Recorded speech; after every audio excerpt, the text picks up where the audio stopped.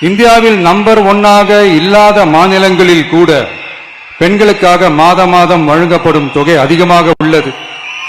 ஆனால் நம்பர் 1 மாநிலம் என்று தனக்குத்தானே தம்பாட்டம் அடித்துக் கொள்ளும் வெற்றி விளம்பர மாடல் திமுக அரசில் மகளிர் உரிமை தொகை என்ற பெயரில் வெறும் 1000 ரூபாய் மட்டுமே வழங்கப்பட்டு வருகிறது. மக்களுக்கு அரசின் சார்பில் வழங்கப்படும் தொகையால் அவர்களின் மளிகை சாமான் வாங்குவது போன்ற முக்கிய செலவுகளில் ஒன்றாவது குறைந்தபட்சமாக பூர்த்தியாக வேண்டும்.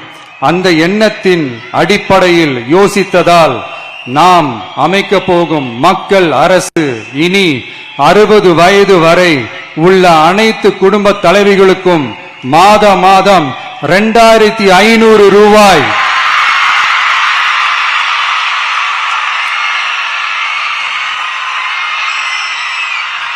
வழங்கப்படும் என்பதை பெருமகிழ்வுடன் அறிவிக்கிறோம். இதில் மாநில மற்றும் ஒன்றிய அரசு ஊழியர்களாக இருப்பவர்களின் குடும்பங்களுக்கு மட்டும் விதிவிலக்கு. இப்படி செய்வதால் கூடுதலான குடும்பங்கள் பயனடையும் வாய்ப்பு அதிகரிக்கும் என்பதை நம் தாய்மார்கள் அனைவரும் மகிழ்வுடன் ஏற்றுக்கொள்வர் என்பது நமக்கு தெரியும்.